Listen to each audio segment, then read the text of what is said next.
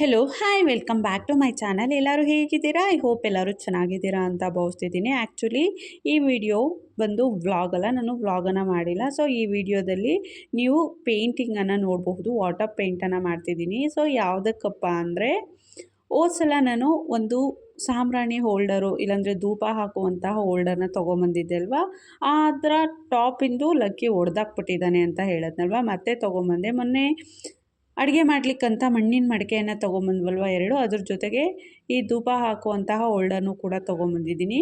ಹಾಗೆ ಮನೆ ಕೆಲಸ ಎಲ್ಲ ಇವತ್ತು ಬೇಗನೆ ಮುಗ್ದಿದೆ, ಮತ್ತು ಲಕ್ಕಿ ಕೂಡ ಮಲಗಿದ್ದಾನೆ. ಸೊ ಅವನು ಎದ್ದೇಳಷ್ಟರಲ್ಲಿ ಈ ಧೂಪ ಹಾಕುವಂಥ ಹೋಲ್ಡರ್ಗೆ ಪೇಂಟ್ ಮಾಡೋಣ ಅಂತ ಹೇಳಿ ನಾನು ಕಲರ್ಸ್ನ ಚೂಸ್ ಮಾಡ್ತಿದ್ದೀನಿ. ಸೊ ಒಂದು ಸ್ವಲ್ಪ ಡಾರ್ಕ್ ಕಲರಲ್ಲೇ ಮಾಡೋಣ ಅಂತ ಹೇಳಿ ಡಾರ್ಕ್ ಗ್ರೀನು ಮತ್ತು ಮೆರೂನನ್ನು ತೊಗೊಂಡಿದ್ದೀನಿ. ಸೊ ನೋಡಲಿಕ್ಕೆ ಅದು ಮೆರೂನ್ ಥರ ಇತ್ತು ಆ್ಯಕ್ಚುಲಿ, ಬಟ್ ಆಮೇಲೆ ಪೇಂಟ್ ಮಾಡಿದಾಗ ರೆಡ್ಡಿಶ್ ಆಗಿ ಬರ್ತಿತ್ತು. ಸ್ವಲ್ಪ ಡಾರ್ಕ್ ಕಲರನ್ನೇ ಯೂಸ್ ಮಾಡೋಣ, ಹೇಗಿರುತ್ತೆ ನೋಡೋಣ. ಬೇಡ ಅಂದರೆ ಏನು ವಾಟರ್ ಪೇಂಟ್ ಅಲ್ವಾ, ಆರಾಮಾಗಿ ವಾಶ್ ಮಾಡಿಕೊಂಡು ನೀರಲ್ಲಿ ಮತ್ತೆ ಪೇಂಟ್ನ ಮಾಡಬಹುದು. ಹೋದ ಸಲ ಹೋಲ್ಡರ್ನ ತಂದಿದ್ದಾಗಲೂ ಕೂಡ ನಾನು ಪೇಂಟನ್ನು ಮಾಡಿದ್ದೆ, ಅಂದರೆ ಅಷ್ಟೊಂದು ಸರಿಯಾಗಿ ಬರಲೇ ಇಲ್ಲ. ಯಾಕೆ ಅಂದರೆ ವಾಟರ್ ಪೇಂಟ್ಗೆ ವಾಟರ್ನ ಸ್ವಲ್ಪ ಆ್ಯಡ್ ಮಾಡಿಕೊಂಡು ನಾವು ಪೇಂಟ್ನ ಮಾಡಿದ್ವಿ. ಸೊ ಹಾಗಾಗಿ ಒಂದು ಸ್ವಲ್ಪ ಅಷ್ಟೊಂದು ನಾವು ಅಂದ್ಕೊಂಡಂಗೆಲ್ಲ ಪೇಂಟ್ ಬರಲಿಲ್ಲ. ಬಟ್ ಈ ಸಲ ನಾನು ನೀರು ಹಾಕ್ತೇನೆ ಗಟ್ಟಿ ವಾಟರ್ ಪೇಂಟ್ ಇರುತ್ತಲ್ವ, ಆ ಪೇಂಟ್ನೇ ಯೂಸ್ ಮಾಡಿ ಕಲರಿಂಗ್ ಮಾಡ್ತಿದ್ದೀನಿ. ಇನ್ನೊಂದು ಎವರ್ ಗ್ರೀನ್ ಕಲರ್ಸ್ನ ಕೂಡ ಚೂಸ್ ಮಾಡಿದ್ದೀನಿ, ಮತ್ತು ರೆಡ್ಡು ಗ್ರೀನು. ಸೊ ನೋಡಿ, ಫಸ್ಟಿಗೆ ರೆಡ್ ಹಾಕಿದಾಗ ಈ ರೀತಿ ಕಾಣ್ತಿತ್ತು. ಆಲ್ರೆಡಿ ಆ ಮಣ್ಣಿಂದು ಹೋಲ್ಡರ್ ಇರೋದೇ ಮೆರೂನ್ ಕಲರ್, ಅಂದರೆ ಡಾರ್ಕ್ ಮೆರೂನ್ ಕಲರು. ಅದ್ರ ಮೇಲೆ ರೆಡ್ ಹಾಕಿದಾಗ ಸೊ ಅಷ್ಟು ಚೆಂದ ಕಾಣಲೇ ಇಲ್ಲ. ಗೊತ್ತಾ ಏನಪ್ಪ ಮಾಡೋದು, ಈ ಗ್ರೀನ್ ಕಲರ್ಗೆ ಮತ್ತೆ ಯಾವುದಾದ್ರೂ ಕಾಂಬಿನೇಷನ್ ಆಗಿ ಪೇಂಟ್ ಮಾಡೋಣ ಅಂತ ಹೇಳಿ ಮಾಡಿದೆ. ನನ್ನ ಪ್ರಕಾರ ಗ್ರೀನ್ಗೆ ತುಂಬ ಚೆಂದ ಕಾಂಬಿನೇಷನ್ ಅಂದರೆ ರೆಡ್ ಕಲರ್. ಅದನ್ನು ಬಿಟ್ಟರೆ ಪಿಂಕ್ ಕಲರ್ನ ಯೂಸ್ ಮಾಡ್ಬೋದು, ಬಟ್ ಪಿಂಕ್ ಕಲರ್ ಇರಲಿಲ್ಲ.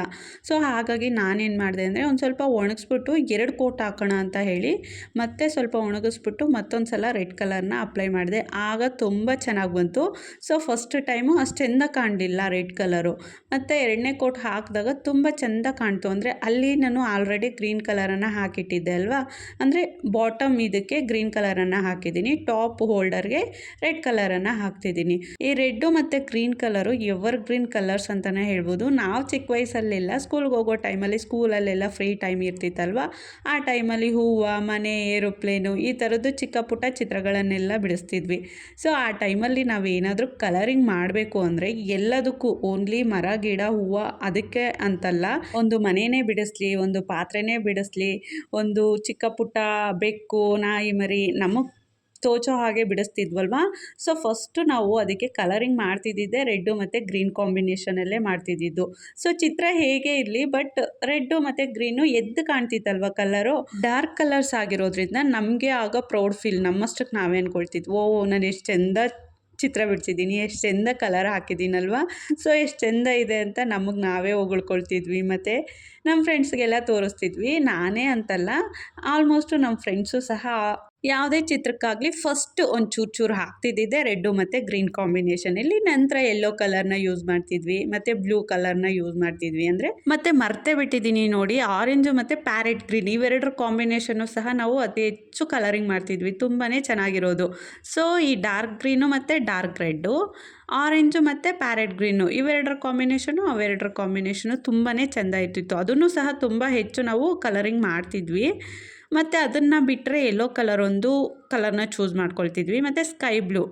ಇಷ್ಟನ್ನು ಬಿಟ್ಟರೆ ಬೇರೆ ಯಾವ ಕಲರ್ಸ್ನೂ ಅಷ್ಟೊಂದಾಗಿ ಹಾಕ್ತಿರ್ಲಿಲ್ಲ ನಾವು. Blue colour, dark blue colour, ಮತ್ತು ಬ್ಲ್ಯಾಕ್ ಕಲರು, ಮತ್ತು ಸ್ಕೆಚ್ಚಲ್ಲಿ ಬೂದಿ ಬಣ್ಣ ಅಂತ ಬರ್ತಿತ್ತು, ಅದು ಇದನ್ನೆಲ್ಲ ಅಷ್ಟೊಂದಾಗಿ ಯೂಸ್ ಮಾಡ್ತಿರ್ಲಿಲ್ಲ ಬಿಡಿ. ಸ್ಕೆಚ್ಚೇ ತೊಗೊಳ್ಳಿ, ಇಲ್ಲಾಂದರೆ ಕಲರ್ ಪೆನ್ಸಿಲ್ನೇ ತೊಗೊಳ್ಳಿ, ಬೇಗ ಖಾಲಿ ಆಗ್ತಿದ್ದಿದ್ದೆ ರೆಡ್ ಕಲರ್ ಒಂದೇ. ನಾನು ಇವತ್ತು ಲಕ್ಕಿ ಆಚೆನೇ ಮಲಗಿದ್ದಾನೆ, ಸೀರೆಯಲ್ಲಿ ಹಾಕಿ ಮಲಗಿಸಿರೋದ್ರಿಂದ ಆಚೆನೇ ಕೂತ್ಕೊಂಡು ಪೇಂಟ್ ಮಾಡ್ತಿದ್ದೀನಿ. ತುಂಬಾ ಗಾಳಿ ಇದೆ.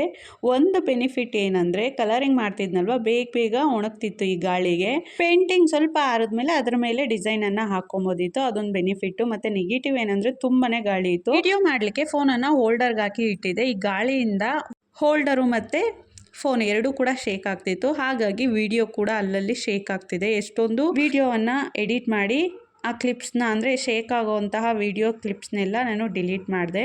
ಸೊ ಇಟ್ಸ್ ಓಕೆ ಇರಲಿ ಬಿಡಿ. ಆಲ್ಮೋಸ್ಟು ನೋಡಿ ಪೇಂಟಿಂಗ್ ಎಲ್ಲ ಮುಗೀತು. ಫೈನಲಿ ನೋಡಿ ಹೇಗೆ ಕಾಣ್ತಿದೆ ಧೂಪ ಹಾಕುವಂಥ ಹೋಲ್ಡರು. ತುಂಬಾ ಚೆಂದ ಕಾಣ್ತಿದೆ, ನನಗಂತೂ ತುಂಬಾ ಇಷ್ಟ ಆಯಿತು. ಸೊ ಇದಿಷ್ಟು ಇವತ್ತಿನ ವ್ಲಾಗ್. ಐ ಹೋಪ್ ಎಲ್ಲರಿಗೂ ಸಹ ಈ ವ್ಲಾಗ್ ತುಂಬಾ ಇಷ್ಟ ಆಗಿರುತ್ತೆ ಅಂತ ಭಾವಿಸ್ತಿದ್ದೀನಿ. ಮಿಸ್ ಮಾಡದೆ ವಿಡಿಯೋಗೆ ಒಂದು ಲೈಕ್ ಕೊಡಿ, ಹಾಗೆ ನನ್ನ ಚಾನಲನ್ನು ಸಬ್ಸ್ಕ್ರೈಬ್ ಮಾಡ್ಕೊಳ್ಳೋ ಮುಖಾಂತರ ನನಗೆ ಸಪೋರ್ಟ್ ಮಾಡಿ ಪ್ಲೀಸ್. ಎಲ್ಲರಿಗೂ ಕೂಡ thank you so much. Bye.